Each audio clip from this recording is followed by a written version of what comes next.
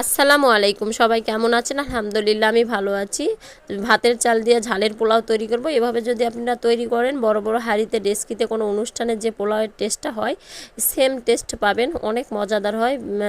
আমি পরে ভয়েস দিচ্ছি, পোলাওটা এত পরিমাণ টেস্টি হয়েছে, খুবই মজা হয়েছিল।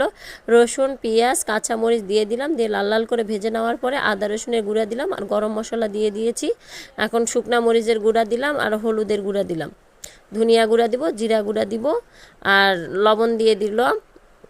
এই সব মশলা দিয়ে তৈরি করতেছি। এটা আপনি জার্নি করার সময় টেনে বক্সে নিতে পারেন, কোথাও দূরে ট্যুরে যাচ্ছেন বক্সে নিতে পারেন, কারণ পোলাওয়ের চাল দিয়ে যখন খাবেন আপনার শরীরটা অতটা ভালো লাগবে না জার্নিংয়ের সময়। এই জন্য ভাতের চাল দিয়ে পোলাওটা করলে একটু চিকেন করে নিলেন।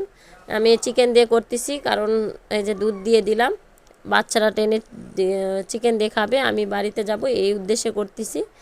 টেনে বক্সে করে নিয়ে নিব। দুধ দিলাম, দুধ দেওয়ার জন্য পোলাওয়ের টেস্টটা অনেক পরিমাণ বেড়ে যাবে।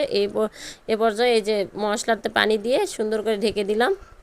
মশলাটা কিছুক্ষণ কষিয়ে নিব আর চিকেনটা ভেজে রেখেছিলাম, ওই ভাজা চিকেনটা দিয়ে দিলাম। চিকেন দিয়ে করতেছি কারণ বাচ্চারা চিকেন খাবে, গরু মাংসটা খেতে চাবে না, এই জন্য চিকেন দিয়ে করে নিচ্ছি। আর আমার ভিডিওটা যদি ভালো লাগে প্লিজ সাবস্ক্রাইব করে দিবেন। আর আমার নওগাঁর ভাষায় যদি কেউ কথা শুনতে চান আমাকে কমেন্ট করে জানাবেন। আপনাদের একটা লাইকে আমার ভিডিওটা অন্য একটা মানুষের কাছে পৌঁছাইতে হেল্প করবে। প্লিজ একটু সাবস্ক্রাইব লাইক করে দিবেন। এই যে পানি দিয়ে সুন্দর করে ঢেকে রেখে দিলাম। বেশ কিছুটা কাঁচামরিচ দিয়ে দিয়েছিলাম, এই অবস্থায় কাঁচামরিচ দিয়ে যে ভাতের চালটা ধুয়ে রাখছিলাম সেটা দিয়ে দিলাম। ভাতের চাল দিয়ে কিছুক্ষণ নেড়ে নিব। এখানে আর কি মশলার সঙ্গে কিছুক্ষণ ভেজে নিয়ে নিব। এই যে ভেজে নিলাম, নিয়ে এখন পরিমাণ মতো পানি দিয়ে দিব। একটু যেহেতু ভাতের চাল পানি একটু বেশি দিতে হবে, পোলার চাল হলে মাপ করে দিতে হয়। এই যে বাইরে একটু শব্দ হচ্ছে, সবাই স্কিপ করে যাবেন। এই যে পানিটা দিয়ে দিলাম, আপনি ট্রাই করে দেখবেন, অসম্ভব মজা হয় এই পোলাওটা। ভাতের চাল হয়েছে তো কী হয়েছে। এই যে পানিটা বয়েল করছে, 20 থেকে 25 মিনিট পরে আমি একটু চিকেনও রান্না করে নিচ্ছি। এই যে পোলাওটা মোটামুটি ডান, 80% হয়ে গিয়েছে।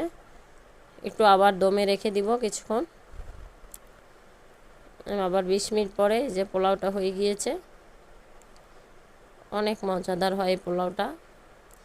বাহিরে গিয়েছিলাম শুক্রবার, আজকে মাংস নিতে গিয়েছিলাম, এই কিছু মাংস নিয়ে আসলাম, ফ্রিজে রেখে দিব।